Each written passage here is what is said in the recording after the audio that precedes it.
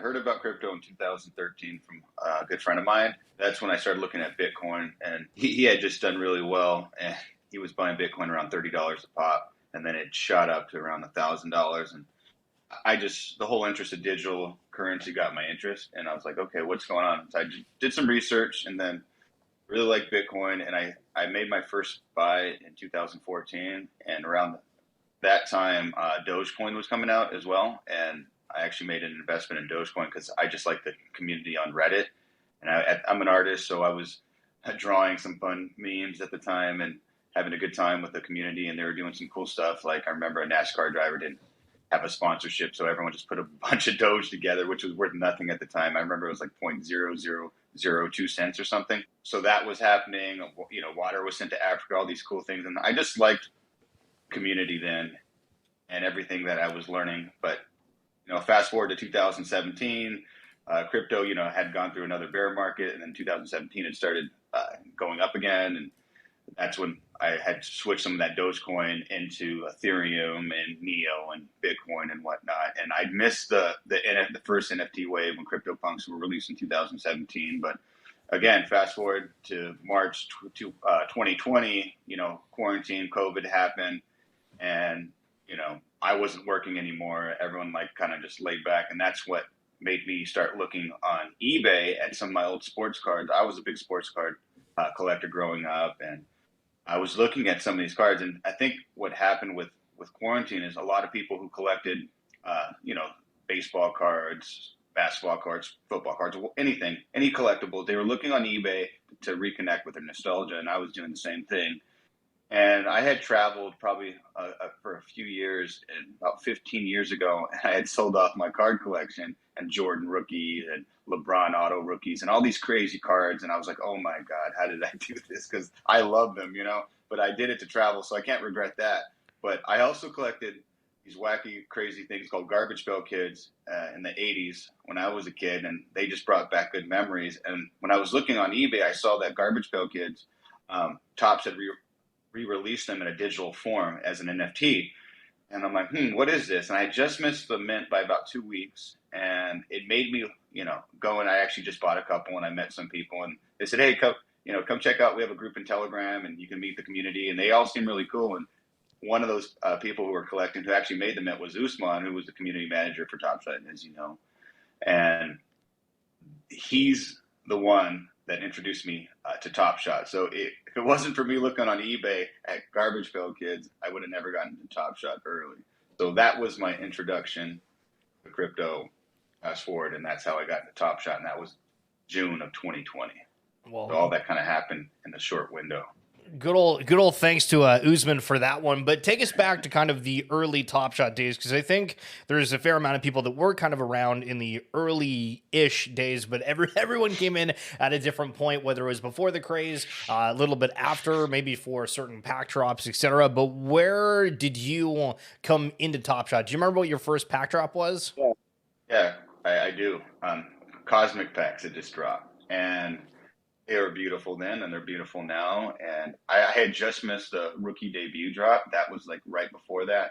I remember just the base packs were sitting there, the early adopter packs, and you know, for the win packs were sitting there. So everyone was just ignoring those just based on what was there. But like going back now, I mean, there was some good stuff in there, right? Even the base moments. And Cosmic packs, they were about $230. I remember I saw LeBron, I saw Zion rookie, I saw Ja rookies in there. You know, you had Giannis, Luka, all these superstars. So I kind of lost my stuff being a degen and a big collector. And I just felt honestly then that I'm like, this is going to be the next big thing. We have an NBA licensed product here. You know, I just gone through Topps doing a licensed product, you know, a famous IP back in the 80s, but not everyone would know what Garbage Pail Kids is today. And now I'm like, okay, but NBA license is such a, you know, and NBA is huge, right, across the world. And here you have some of the biggest superstars of the game with these rare digital moments in history, and they were only limited to 50 just for those legendary ones. So I ended up buying a lot of those Cosmic. I ended up buying 60 Cosmic packs when I probably shouldn't have at the time, not, you know, because it was quarantine and everything. And that was a blessing right there. Even though it was kind of scary at the time, I didn't know it was going to happen. You know, I believed in it, but I remember going back and thinking, did I make a bad choice here? But it ended up working out. Well, so it's funny because you say the price, and I remember the time thinking kind of the same thing because I came in just before Deck the Halls, the first one for that, where they had the Luca, LeBron, Steph Curry, all the great ones for that. And hearing it now, kind of looking back, you're like, to your point, it's an NBA licensed product. It's 200, something dollars. It's the first ones realistically, and some of these major components for it. Do you think the pricing of the packs is what helped kind of elevate Top Shot to the levels that it became, or was it something more than that? Because there was the question mark early days, but then that switched to, oh my God, if you can get a pack, absolutely, because it's worth it. You mean being priced around $200? You think that was kind of being the early days, yeah, because I remember when they started having more of the supply, people started complaining about the price a little bit later, but early on it was, oh, I don't know if this is going to be successful, to, okay, this is successful and it's the right price. Well, I can be more biased here, I guess, just based on my experience, because, okay, Cosmic Pack, for example, if you don't know how it went down and what the contents were, for someone listening, you got a legendary, so you're guaranteed a legendary, right? Number to 50, for example, with the, and 49. Actually, they were 49 and the hollows were 50. But so you have these, you get 3 MGLE, and they were only numbered to 299, right? And then you had 6 base moments, so you had 10 moments in the pack. So they were loaded, right? And not just any moments; they had all these debut moments of all these superstars. So you had LeBron in there and all these, and I mean, it's still cool back then, right? Because you're pulling all these superstars, and the moments are great, right? Giannis, all those first moments were so good, right? So, but now fast forward, you see these legendary packs, and they're $1,000 or whatnot, right? And you're paying $1,000 for a pack. Maybe there's one MGLE, and then you have all these moments, and they're going. I mean, they got as bad as 60,000. And when you compare that, it's just a goof. It doesn't really sit the same, right? And I get it. Everything grew, and you're trying to adapt, and Top Shot has been trying to adapt to everything. And the burns and all this, and it's just kind of crazy. It's a different world now, and I don't know. I'm not a huge fan of the burning. I think the burning of 60,000, minted moments is good, but when you start, burning rares, I just doesn't really sit right. Especially even if you're in the all day, it's the same thing. It's like you're burning all these rares, and I have participated, and then all of a sudden you're trying to get another rare, and it feels like, is it going to be negative EV, right? Yeah. Will's in the chat saying, I'm the fish that bought the $1,000 recent all-day pack. Rip me. Yeah. I mean, listen, if it's all about passion, then you're good. And so, speaking of passion, I think there was a lot of people that during those early days were saying, we need more NBA fans to understand when players have good moments. And I think one of the ones that stood out to me is Fred VanVleet, I think, broke the Raptors record for points in a game, I believe. And, his moments... I mean, the cheapest one moved like $1, and then the other ones kind of moved like a little bit, but it wasn't the same. And I think that was the notion that a lot of people thought, oh, you were buying a stock into a player, which ended up obviously not being the case. But do you think that that was the right argument early days, that there needed to be more strictly NBA fans on the platform? It's hard to say, because, Top Shot, Roham, all these, they're involved with CryptoKitties, right? And in the early days, I was one of the few basketball fans who actually knew basketball and grew up watching basketball. A lot of these guys were coming from Europe, and they were great guys, don't get me wrong, but they just didn't. I remember I was just tutoring people on what basketball and why these moments had value, and some people just thought I was trying to rip them off. I'm like, no, listen, this guy here is a superstar, and this guy, he's just a mediocre, he's a role player, right? So I was explaining the game and what it meant and who's young and what, all the rookie cards, all this stuff, right? So, but yeah, it's different. I can't really, so how do you say something? Do you support your early supporters, or people who got into CryptoKitties, or say, sorry, you don't like basketball, so you can't come in? So it's a tough question to answer. I think maybe mix it up with both, right? People supported, plus you want to bring in the fans of the game, right? Now, the other aspect that I thought was interesting of some of the earlier days, and I believe that it's fixed, and feel free to correct me if I'm wrong, but the pack queues, that was one of the things that got people really hooked up, because it was something that you were kind of there, you were waiting for the email, and there was like a lot of excitement around these pack drops. And what do you think the excitement was around those pack drops? Was it just simply the fact that you were able to make money, and that was it? What's your take on why it became as big, and these pack drops went from, hey, we're telling you a few days into advance, to needing to do these stress tests, to needing to do all these different things to make it fluid? Because when I got in, they were just sitting there. Cosmic packs were sitting there. Cosmic packs, hollow packs, all these other packs. They didn't really sell out until we started getting, as it started growing. And I mean, it was kind of crazy because the community, it was invite only, right? It was beta for so long, and it was only, it felt like a few hundred people only, right, in the early Top Shot days. And they kept dropping more packs, and I started getting concerned about that when there was only so many people, because before there wasn't, they were just sitting there. And then I remember, when the playoffs hit, before it got big, before Top Shot blew up, but you remember the Eastern Conference packs, and then the Western Conference packs, and the first round packs, and then all that hit. I'm like, I started going, wow, this supply is getting pretty big for where we are right now, when they were numbered to 999. So they actually ended up burning those because they didn't sell. So that was kind of concerning. And I had literally, like, it was addicting collecting the sets, right? So I had collected like pretty much every set at that point, or almost every set.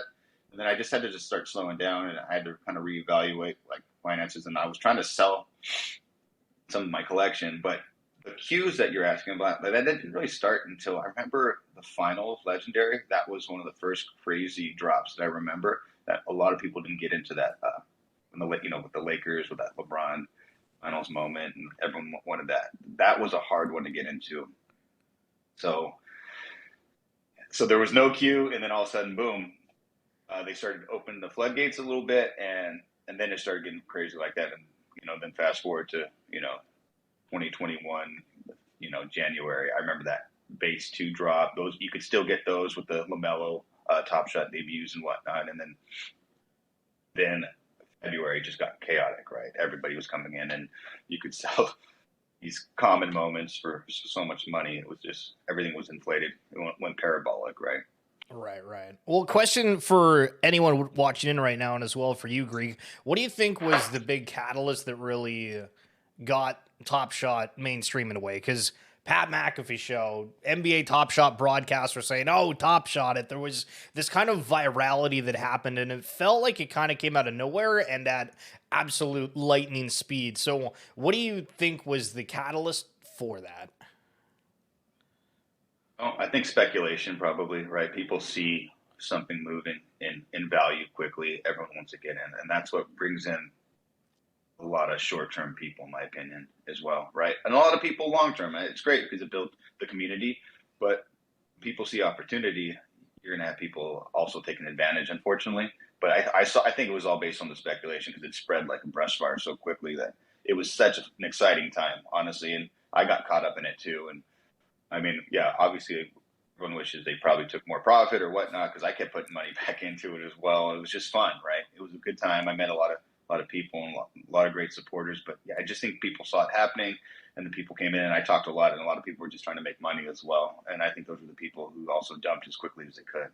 Well, I remember the Jonathan Bales article came out, and it was about how they purchased this like hollow. I want to say there was like a Ja Morant moment or something. Ja Morant, I think #1, right? Yeah, and it's funny how those headlines really like take a swing at things. And I mean, even I've found if I post something that's about money particularly, or something that's super negative about NFTs, holy hell, the comments, engagement, everything is way much higher than it was prior to. Right, and that was a big one right there. I think that brought in a lot Top of people. Shot, the first time Schiller blew $1 million. Things, right? So you brought in a lot of these big players who are used to making big plays in the fantasy world.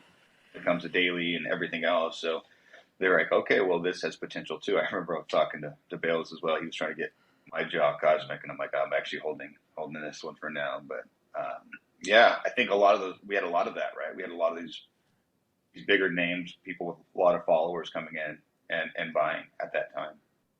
It was a wild time that it was. And also, Pickle, thanks so much for the 21 months, sir. And yes, the first time Schiller blew $1 million. And listen, I had no idea what I was doing.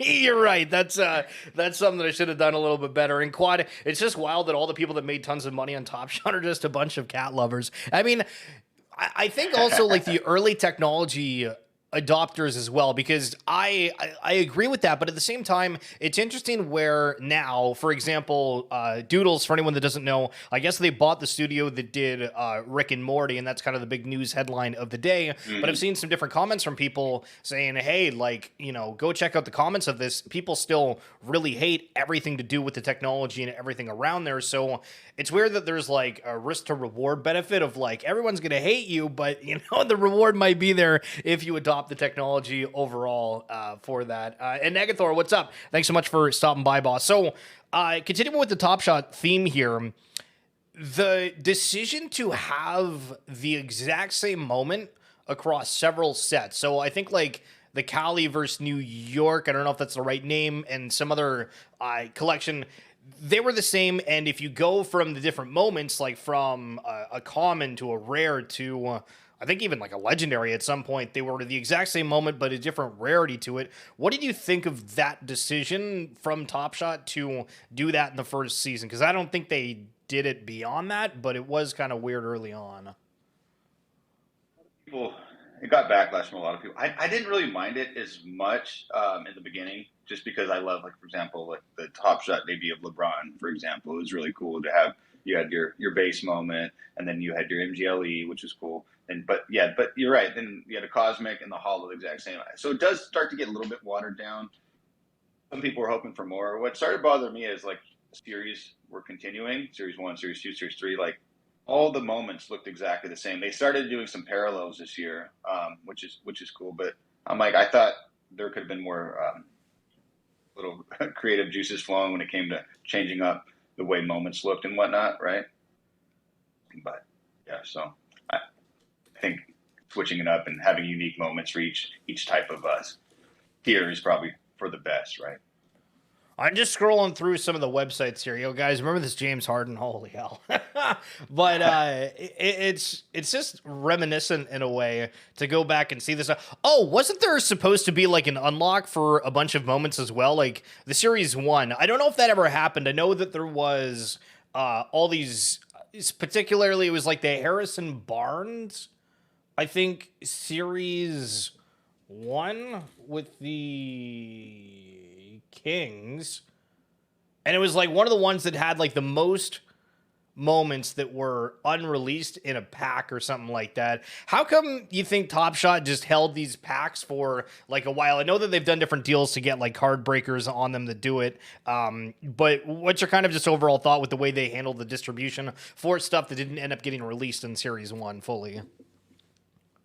So much. They just burned the Genesis moments. Did you hear about that? So it was strange. I mean, some of it, but I get it because you're dealing with like you went from everyone wanted these moments, right? And they couldn't get them, and then all of a sudden there was an oversupply. So I don't know. I mean, it could have been handled differently, but I feel bad for Top Shot too because they've been good to me. For example, I'm forever grateful to Top Shot for what they've done to my life, and I've always try to give back, but I feel like it's so hard to make everyone happy at the same time. So you're trying to like, do we keep this? But the way it is, you don't want, like the way the market is right now, you don't want to keep anything extra supply out there. And so speaking of kind of extra supply, the challenge moments, I think that early on, that was one of my favorite things to do. And then it kind of became a point of getting out of reach just because the popularity of the platform got so high. But it was really, really cool to work for the challenge cards. What's your opinion on just that mechanic? The original, like when it started, I just really loved the challenge reward. That got me. And I mean, I'm a collector, and even so I just like the idea of collecting and getting rewarded for it. But it does, I don't know, Series 4 has been a little different. I know they're trying to do things. Again, I'm not a big fan of the burn mechanisms where I have to burn something, especially rares and stuff to hold something. The locking doesn't bother me as much, and I get that helps, right, control some of the supply. But I get not everyone's a lock or burn, so it's a little different. But you got to understand, if you keep releasing new stuff, like the flash challenges were hot, but stuff started to burn after, and I kind of like the idea of the randomness based on, you say, oh, you need a Top Shot debut this moment or under this, and then whatever happens in this game, it's kind of to randomness, right? And that's kind of what they did. And I think that's a fun aspect of it, but you do need to control. You need to make some things accessible to everyone. And some things are nice to be more rare or legendary. So you can have different tiers of collectors coming in and get random and different rewards, right? So it's all different. I like it. You just have to keep it all within reach, I guess. Yeah, for sure. So 2 different comments here from the chat. Quad, we're going to start with yours. At this point, you can't trust anything Dapper says about supply. Every single product they've ever came out with has oversupply. And I don't know if you've delved into like the NFL or UFC all day at all, but do you kind of agree with that sentiment? About there being too much supply with everything they make? Is that what they're asking? I would say when they got to 60K, yes, that's when it kind of, I get it because it was wild at the time. So I'm not even faulting that. But I'd rather have it where it should be brought down. But they've adjusted. If you look at the numbers now, but the problem is, like, I think so many people have just stopped buying and lost faith. That if you look at the numbers now, it's almost similar to Series 1, right? I mean, things have dropped about 5,000 and stuff a lot of times for Series 4. But where are we now? It's just people want to see a return on their money, and it's a tough space and a tough time right now. And I feel like, maybe, I know I've been hearing people like asking for office spaces. I remember office hours. We used to cover every single one of them. Yeah.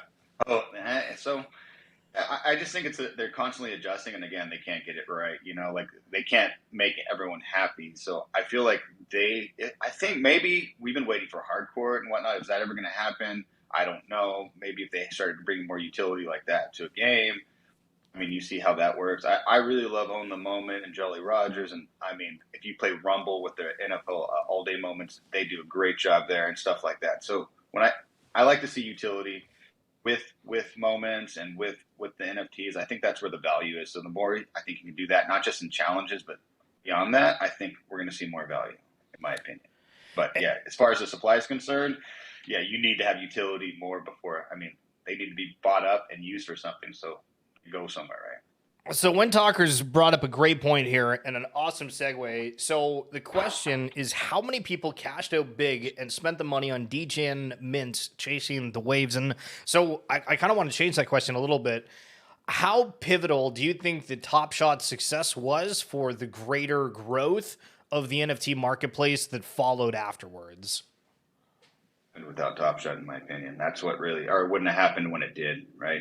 I mean, a lot of those people, most people got into Bored Apes were in Top Shot, and they didn't hit big there. And a lot of people are, I feel like, made it from Bored Apes and other mints. For example, there's a lot of successful mints on Ethereum, but a lot of people didn't even know what a MetaMask or Ethereum was really, right? So they got an introduction without even realizing it into crypto, into NFTs by buying a digital collectible with Top Shot, and then they got into other things. And I mean, I think gratitude's important, and that was a road for many, and that's why they're successful now, or maybe it brought them into this space, into Web3 and whatnot. So it changed my life. So again, gratitude to Top Shot for that. Yes, can they do things differently? I think they're trying. I think they're kind of a step back right now, like looking, okay, what can we do right now to make this successful again, right? I think that's where we're at. But yes, I think it definitely created this whole boom. Did you ever go to the NFT NYC event? I didn't go to. No, I did. Wasn't able to make that one. I almost thought about it, but at the time, I almost thought about it. No, I mean, I'm in California. I was thinking about going, but I had some other stuff going on at the time, which made it difficult. No, for sure. Well, because the reason that I'm just bringing it up is because I remember that we went to it, and Jacob was like the guy greeting everybody. I was like, "Yo, Jacob, what's up, my guy?" But when you went to this event, they had free drinks for people. They were giving out free food. They had Roz and a bunch of other NBA players that she was interviewing, and I think even Roham was there, but then Roham left early and was at courtside at the Knicks game, kick W. But the whole event was actually really, really cool, but they tried to get the crowd into it, and they were like, oh, make some noise for this player. It was dead. Like, I mean, the vibes of the place was probably the weirdest one. I mean, like, obviously there's some hardcore passion for NBA fans and everything, but it was probably one of like the most awkward events that there was. Yeah. Sorry, you cut out. Can you say that again? How many people were there? How many people were there? I think it was about 2,000, maybe. Maybe it's a bit less than that, but it felt like there was a lot of people there. And they had Quavo performing, and like they had some neat stuff. A bunch of nerds in Web3, and we don't know how to act in public. Yeah. I mean, I guess you're right. Yeah, you're not expecting all the crazy things with it. But I mean, another question here for the chat, and then for yourself: if you were going to pick one thing that Top Shot could have done differently or done that they didn't do, and feel free to think about this for a second. What do you think that is? This is a question for everybody watching too. So if you guys think, what would a change that you could make if you were Roham that you'd implement back then, maybe now?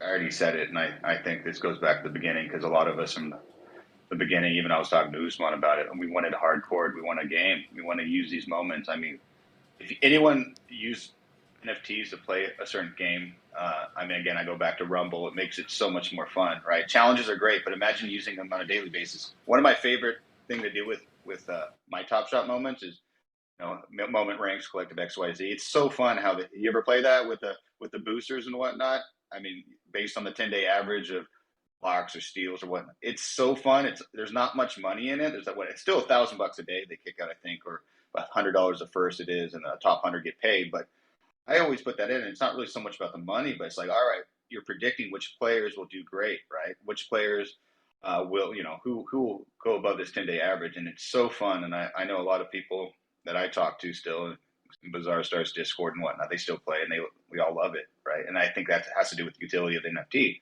So if Top Shot did something like that, but let it expand and had great prizes, say you could win, tickets to NBA games and merchandise, and you do that, but let it expand. I think that would really help Top Shot succeed long term. I think that Top Shot actually did a Raptors game last night or something. I might be wrong with that, but I saw somebody, Konja, that I follow, that was tweeting about it, and he kept adding Top Shot, so I'm assuming it was something from that. But from the chat, let's see what you guys got on here. So, Cardpig, you're saying less mint. Deep Persive, not rigging the drops and giveaways would have been good.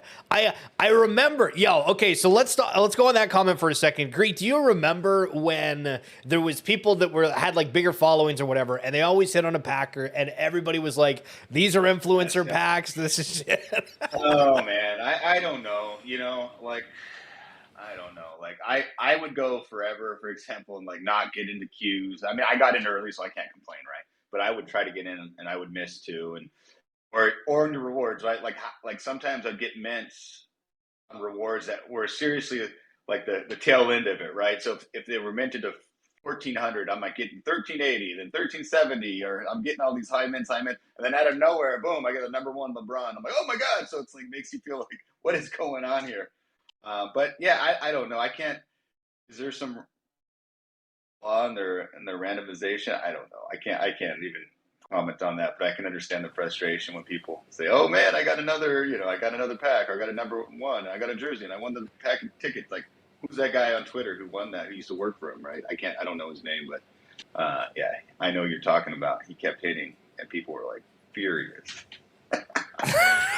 People were absolutely pissed. Willis, back-to-back terrible hires for GM. So I don't really remember much about like who they hired for that. But one thing that I do remember is how massive they raised at. Like, remember Kevin Durant? They were at some ridiculous valuation and everything that happened. And like, do we feel that money was put to good use? Like using him as a sponsor, or well, no. Because I mean, I'm just trying to remember. Top Shot did like a fundraising round or something, and I want to say that they got like maybe a couple $100 million or something. It was like 23 million. I can't remember if it was 20 or 200. A lot of money from biggest athletes in the world, right? I remember that. Yeah. I don't know that. Who knows? Like that was the time when things were so hot, and I'm not sure. I'm not sure exactly what was utilized, and people always talk about that. Are you guys utilizing ESPN or NBA enough to advertise, and I haven't really followed up with that so much. But like, what I don't know. I feel like again, it all comes back to utility, right? What are you doing now? Like you let people know, but you come in here, but what are you doing to on challenges? Because people get bored easily in this space, so we need to have something more, regardless, right? Yeah. But yes, we hopefully they do keep advertising. I mean, they do a lot of cool stuff and they give back in different ways, but I would like to see that grow. By the way, on a side note, I can give out some Series 1 Top Shot moments if you want to. I don't know what criteria you want to use, man, but I'm open to. I'm hella down with that. I'm hella down with that. Hold on, let's. We can definitely do something there. Let me bring up the marbles thing here. To do that in a second. Yeah, sure. So some other comments in here we have from Quad. If I were Roham, fire myself. Yo. We always love those ones. We always love those ones. We got, what else we got? No pack drops every 3 days. Honestly, Top Shot became very greedy with their continuous drops.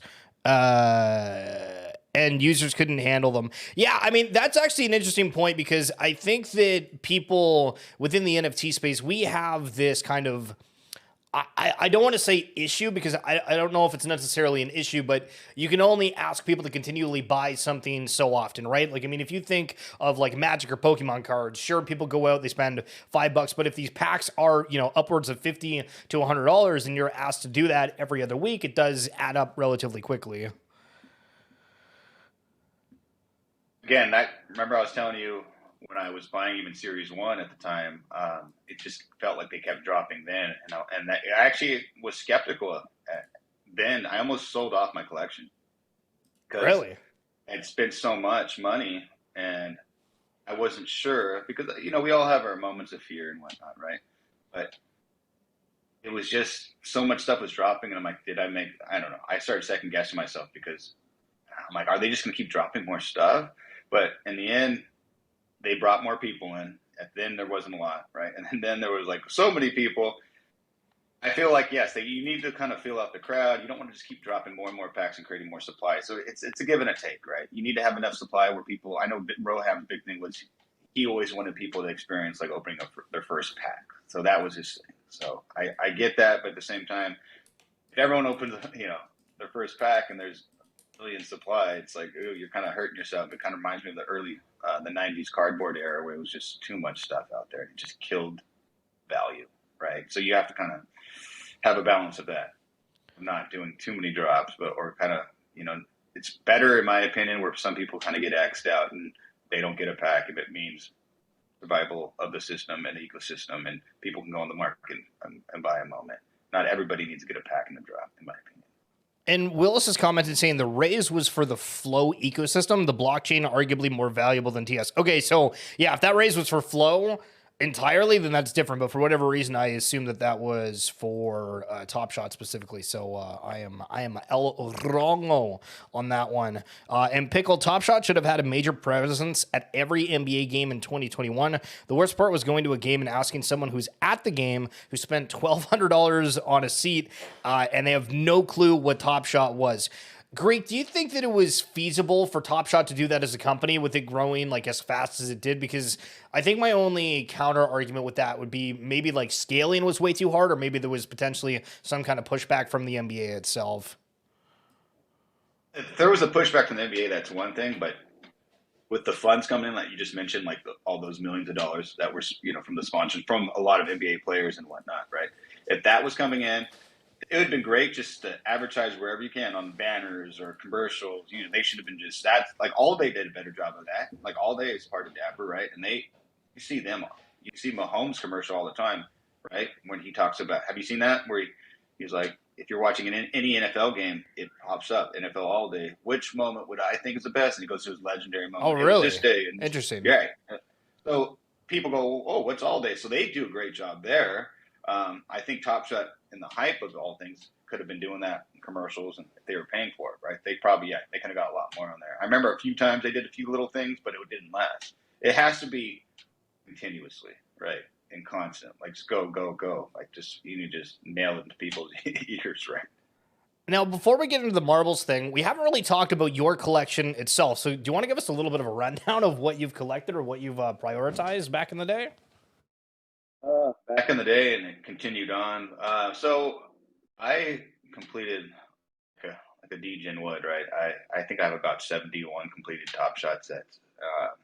I didn't complete. I hated the lace 'em up set. I just hated the art, and being an artist, I mean, I regret not. I bought those packs, a lot of them, and I ended up selling them just because I couldn't do it. And I was collecting hollows, but I couldn't complete that set at the time. That's when I was like, I need to sell something. So I held on to my favorite hollow players like LeBron and whatnot, and Ja and stuff like that. But I sold most of those. But other than that, I completed, except hollow and the lace them up. I completed every Series 1 set. And then Series 2, I think I completed every Series 2 set except hollow set, and that might be it. And then Series 3, I completed most of the Series 3 sets except I think it was just a couple. Like they got really crazy. The deck, the hoops got really expensive in the All-Star game, right? So I didn't complete those sets. It was just too much. I mean, moments like the LeBron was going for I think 20,000 at the time. I'm like, all right, I need to take a step back here. But I did drop a lot of money.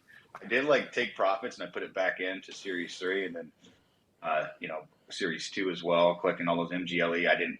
So I kind of been back and forth, and I did some tax harvesting in December last month just because I was just honestly selling these moments at a loss and rebuying them just because it's like, oof, it hasn't been great, But yeah, I've collected a lot of sets. I lock most of them. I'm holding most for the long term. I sell some here and there, just like I have a lot of Series 1 moments that like base moments I'll sell, but I don't know. I'm kind of just sitting back, seeing what they do. I hope they can do something more. Again, no matter what happens, it's been a blessing in my life. I've given a lot back to collectors and people on Twitter and our Bizarre Stars Discord and whatnot. But I don't know. I've collected a lot of stuff, but now I'm slowing down with Series 4. I bought in a couple things, but I'm not as amped to collect everything in this series, to be honest.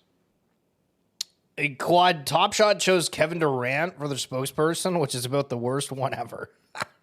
I mean, I don't know. Like, I don't follow enough of Kevin Durant to know, but I would agree. I mean, okay. Quad, you just reminded me. Okay. Do you remember, Greek, when Josh Hart, like, sold a moment from a fan that was gifted to him that was, like, worth a lot of money, and then people were like, these players are dicks. And then we have Terry Rozier that was giving out like jerseys or something for people sending him his like moments or whatever. He's crazy. I'm an idiot because I gave Josh Hart an MGLE like a Mint 13 or something like that. Whatever it was. He may have sold my moment. It may have been me, by the way. But I don't remember if he did or not. He may have held it, but it was kind of came off douchey. Like he messaged me on Twitter and oh, you're the man, like peace out. Now, he didn't say that. It just seemed kind of like he was just taking advantage of people. And I was in the heart of the moment, I was just giving so much away just because it didn't matter. Like I got in early and it blew up to these outrageous prices. So I don't know. I was trying to like share the wealth, like I always do, but I don't know. That was kind of weird. But to be honest, like Kevin Durant's a great basketball player, but he does seem like the most, I don't know. He doesn't seem like a great spokesperson or even a great guy, if you ask me. He just seems kind of like he has a chip on his shoulder, but I could be wrong. I don't know him that well, but it's not like there's certain people who are really charismatic and great. I don't know. I think of Magic Johnson. I think that's a great sponsorship. I got to meet him, and he was because of Top Shot. And he was awesome, And he's just what he appears to be, just humble, loves basketball, loves the Lakers.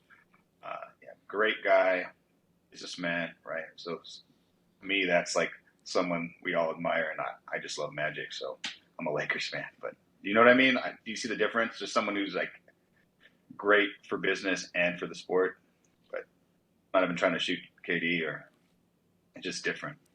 I remember during, I don't know if it was in office hours or what, but they had like Josh Hart on, And then his dog came in the room, completely threw everything off. And then he started talking about a gun in the case right next to his room.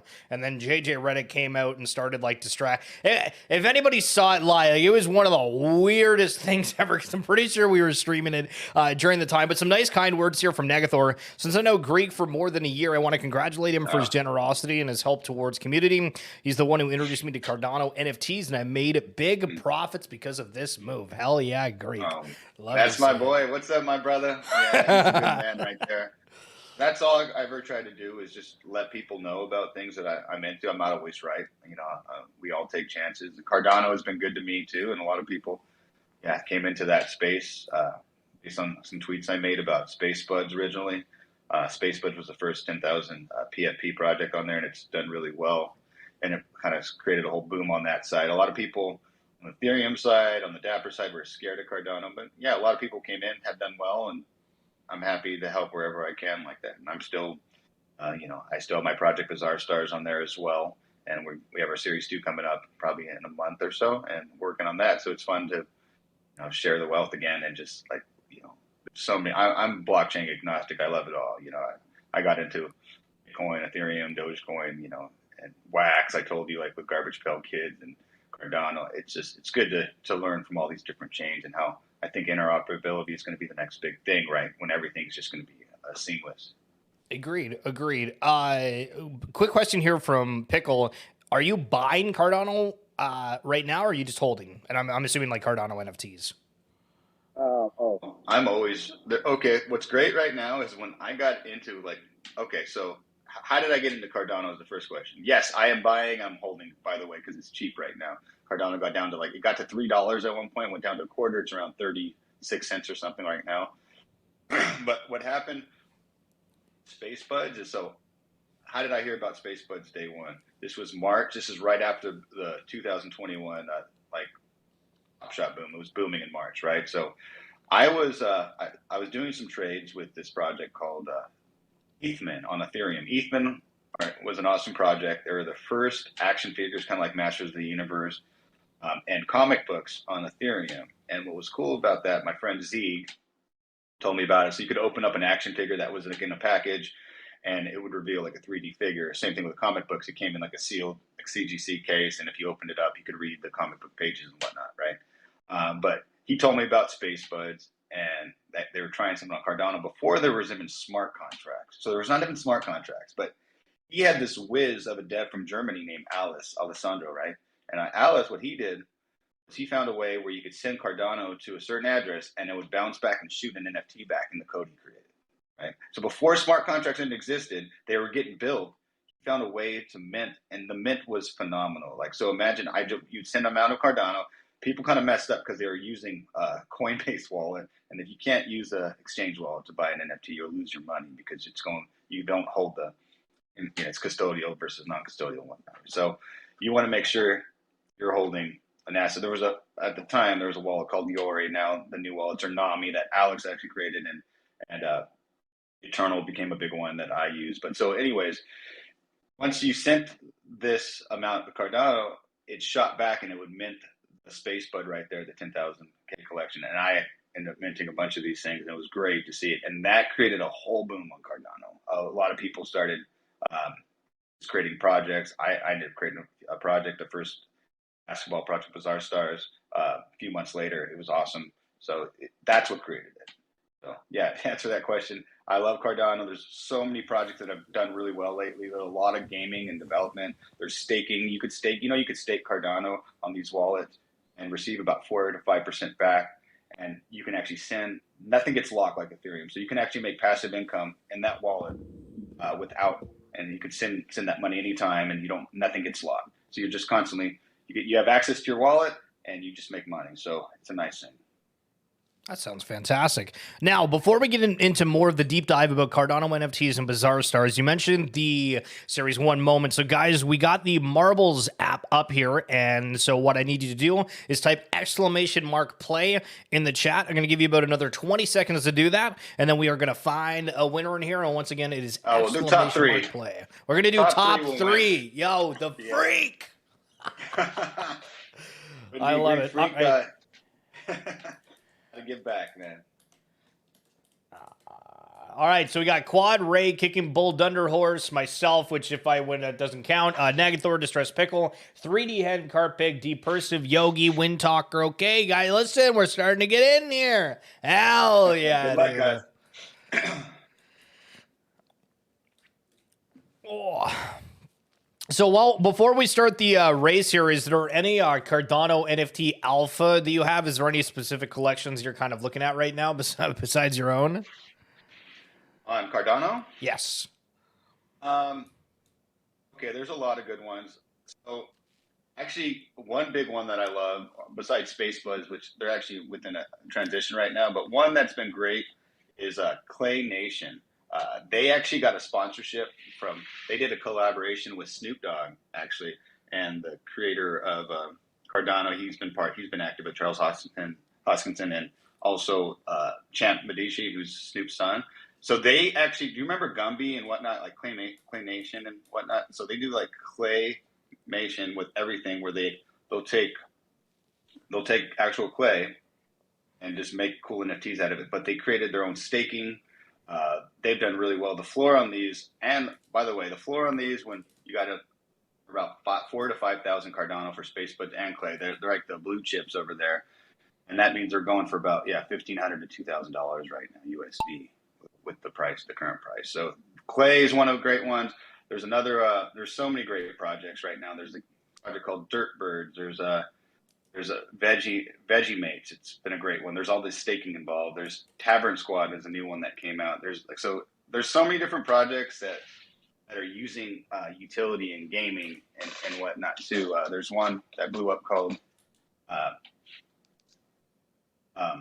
you got the Ape Society, which really custom art. You got Chilled Kongs. You got all these different projects that are really in the development right now, and they're doing really different things with the technology, which you got a good admiration for. Yeah, all right. We're off to the races with this, so I'm gonna be casting this. So apologies if this is super annoying for you listening on that side. But anyway, holy sweet suffering succotash! I'm in the lead here with Narmac right behind. Narmac goes for it and decides, hey, you know what? We're gonna skip the tube, go a little bit ahead. Narmac, that's gotta feel good. On the other hand, we got Willis, who is done and dusted. Carpig, nice little attempt at a basket, but we call that one a little bit of an air ball, sir. All right, Yogi Smith, Distress Pickle, Dunder Horse. We got kind of the top four-ish. Looking okay. Dunder Horse, not today. 3D Hen, same. Kicking Bull. Ooh, child, not today either. Again, Project NFT is not the actual leader here. That's just a ghost ball here. But Narmac, you're looking clean and crisp. A little bit of a duck dive and weave, like we are playing some dodge ball, and we are vibing. Yeah, I think this is just straight up Narmac without any question here. It looks like we really care about second and third place. Again, don't count mine. I just threw myself in here. But Pickle, we are looking clean. Yogi and Ray Stinger right behind. That sounds not too bad for a top four. Sheesh. All right, Narmac, we got in first. Pickle, we got in second. And Yogi versus Ray. Final time here. Amanda coming up from the back. Can Amanda do the wondrous thing of stopping Yogi? And no, because it's Yogi Bear. Yeah, I was Smashing Patty. What's up? Smashing Patty. Those are moderators and helpers of Bizarre Stars. So okay. Yeah, what's up? What's up? Love it. All right, so we got. Wait. What? Huh? What? Narmac, I thought you won that. That doesn't make sense. All right, anyway. Narmac, Pickle, and then Yogi. Greek, what's the best way to do this? You want them just to throw it in the chat and then me copy, or do you want to copy them?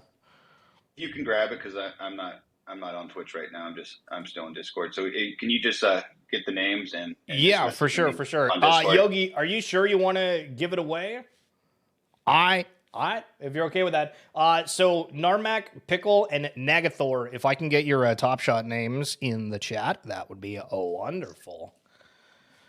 That would be wonderful. And Greek, thanks so much for doing that, boss. You are the man. Oh, yeah, of course. Thanks for having me. Yeah, I got to have some fun here with these guys. So how do you, I guess it's kind of like a rudimentary question, but like, how do you get into Cardano? What's the wallet for it? Is it seamless? Is it kind of like MetaMask? What's the deal on that? And if you're wanting to share your screen, by the way, while you're talking about anything, feel free if it's a little bit easier to walk through while you're showing. IO is the the easiest wallet. It's a little tricky for some people at first because they go, wow, there's a lot of info here, but you can do everything in there, and it's been the most seamless for me. So I would say that here, I'll link you. So if you want to post it, you can here. Yeah, for sure. I'm just grabbing the names on the chat. Ooh. So Eternal.io is it's ETERNL.io. That's the easiest wallet. Nami's the other one, and that was created by Alice. It's a little bit more buggy, honestly, but so I would recommend Eternal because it just creates a lot more, easier for me. But yeah, JPEG. JPEG store. Smashing Patty actually works for them as well, and they're the biggest marketplace. So you can literally buy our project, Bizarre Stars, and so many different stuff there, right? And that is the main thing. Is once you get an internal wallet, you're all set. You can go buy, if you have Coinbase or any exchange like Crypto.com, you could buy Cardano on those exchanges and send that money, that crypto to your Eternal wallet, and then you connect your crypto wallet. You can stake any. We actually have a Bizarre stake pool as well, BIZAR, just like I was talking about. So when you stake to a stake pool, that's what creates that. You get that 4% or 3 to 4% back, and it also there's other perks with that as well. Like with Bizarre Stars, we allow entries to poker tournaments and whatnot. For example, right now we're doing Series 2 Bizarre Series of Poker Circuit, which is on Tuesday nights right now at 7 p.m. Pacific, so 10 p.m. Eastern. That will be tomorrow as well. And this will be week 3 of 5, and we are giving away like a lot of free Series 2 mints and some other prizes. And we actually are starting a meme contest today as well. Patty was going to send that out, and we're giving out 500 ADA to the first prize winner. Just having fun. People are creating creative gifts and memes and whatnot. So we support that in our community. We have fun. So that's what we're doing right now. I showed you some of the art earlier. So if you're on Twitter, you can go and see it's at Bizarre Stars NFT. You can see what we're doing. It's really cool stuff. Now, my co-creator. Quick question before we get into the Bizarre Stars. So when you look up Cardano wallet, it says like Day Dallas, an 88 like. You're suggesting Eternal. Is there like a reason why that one compared to the other ones? Where I know for Solana, right? Like there's a vast difference between like the efficiency of the wallets. Right. Well, Daedalus, you need a full node running, right? So that's not what you really want. You want something that's like MetaMask, something simple, something clean, something that connects. You need these dApps that connect to all the different sites where you're minting and whatnot. And the best ones, in my experience, there's other ones out there, and someone might argue that there's a different one that they like better. But from my experience, I think Eternal.io is by far the easiest for me to use.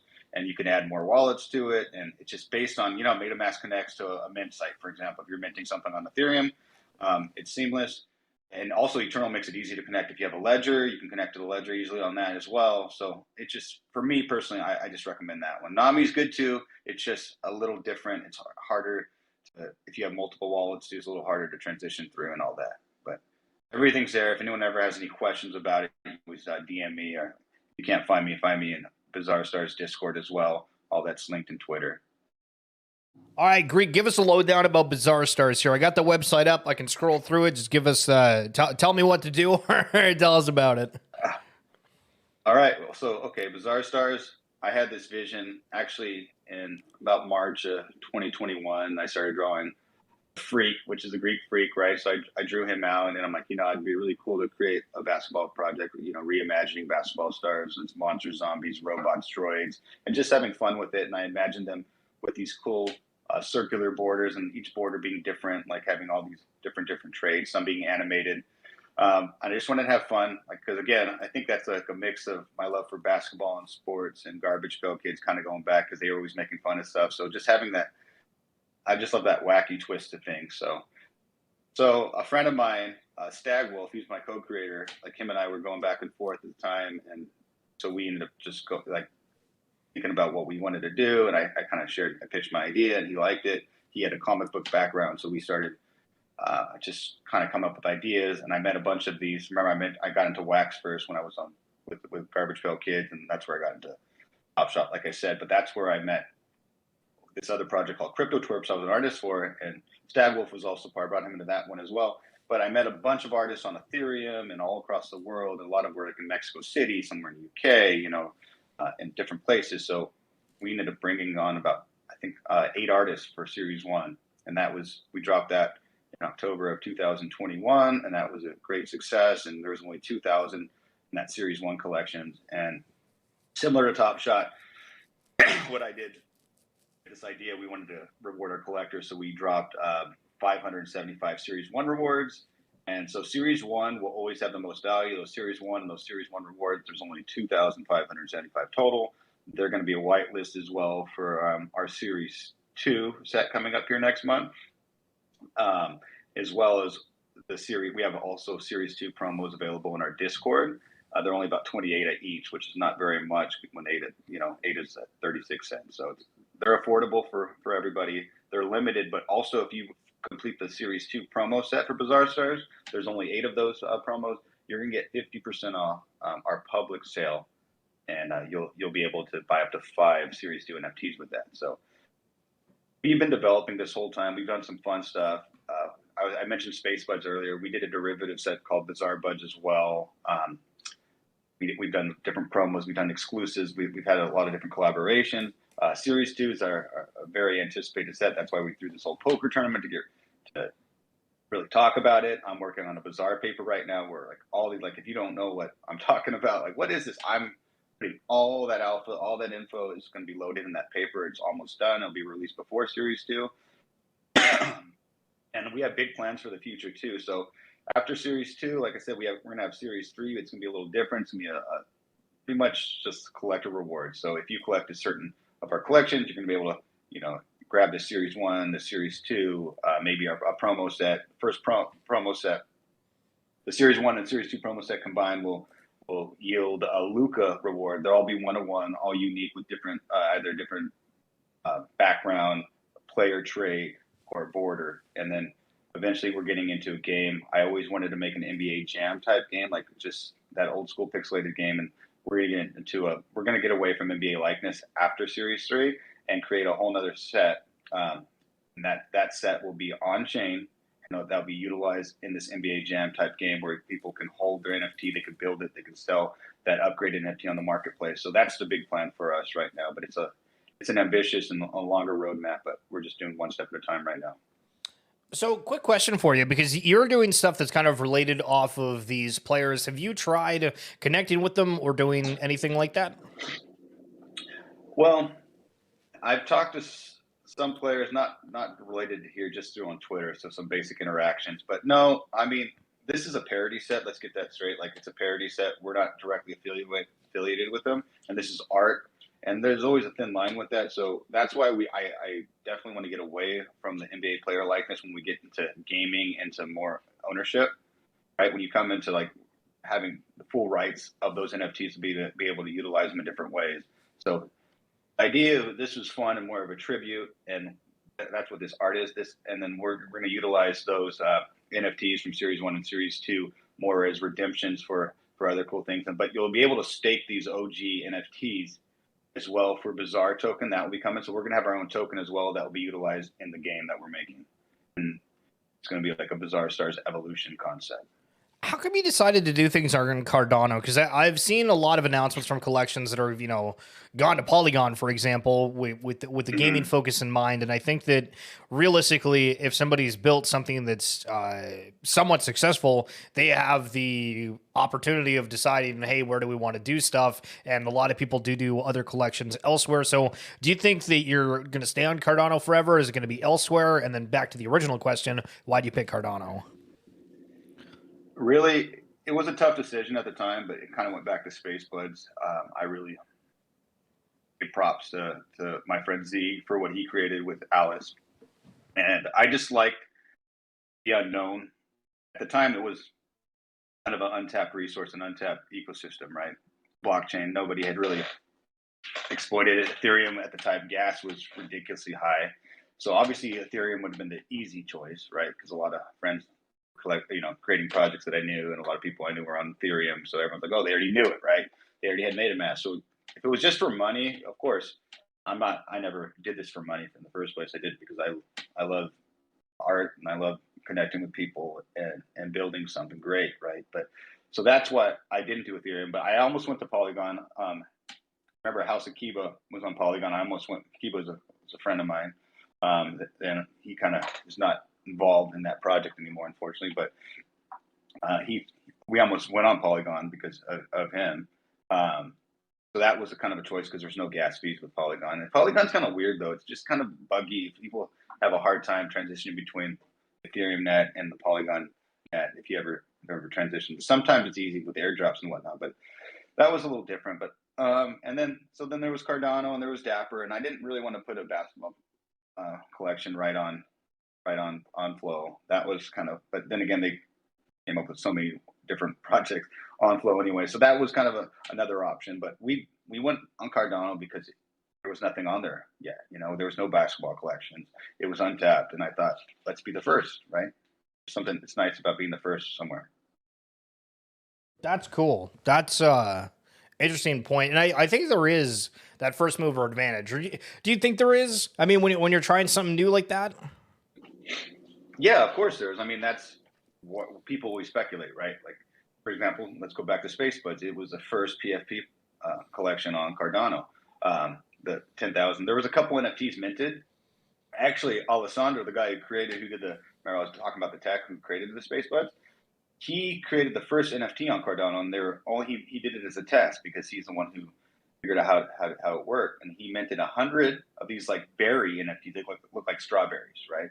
And he just did it as a test. So he created the first NFT similar to go back to CryptoPunks, and those sell right now for about 70,000 Cardano each. Those that 100 collection, they've gone for over 100,000 Cardano. So even when Cardano was higher, and I feel like those historically things being the first always have more value, right? Just like why people still love CryptoPunks, right? So same thing. If you're able to do something early, something different, something innovative, people, I think it's attractive to me. I think it's attractive to many. So question about the broader landscape here. There's been a lot of kind of hot takes about blockchains, crypto, the technology, all that kind of stuff. Do you have any thoughts about how things are going to change for 2023 here, or something that might be more prominent that isn't? Yes. Well, I'm not too sure. I can tell you because Ethereum is, we're still in the ETH2 transition, right? ETH is still locked if anyone's staking. I think Ethereum's not going anywhere, but I'm kind of interested to see it being the biggest like NFT chain and whatnot, how it develops into what really ETH2 brings. I hope the sharding and everything that they're doing will help scale it and make it better, right? When it comes to Cardano, I know Charles Hoskinson's been working on some great mechanisms and mechanics of this blockchain to be utilized. I mean, I think it's just phenomenal that you're able to make and stake your Cardano, and you're able to. I can send NFTs, I can receive NFTs, I can do whatever I want in that wallet as long as I have my Cardano in there. I'm still making a dividend, right? And that's a nice thing. So Cardano is untouched. They just got smart contracts not long ago, right? So that is developing. There's so many things happening right now. You see all these other blockchains. So yeah, we're so early, and we haven't even seen where we're going yet. So I feel like everything, even the gaming industry, when you look at video games, you see a lot of these other bigger players coming in. I feel like in the future, gaming will be tied to NFTs. It just makes sense. There's going to be more ownership and more development that way. And then obviously Yuga and Bored Apes and what they're doing right now with the sewer passes, and we got the other deeds coming. I think they are a leader on that side of things, and I'm interested to see what they do with their metaverse because a lot of other people will follow.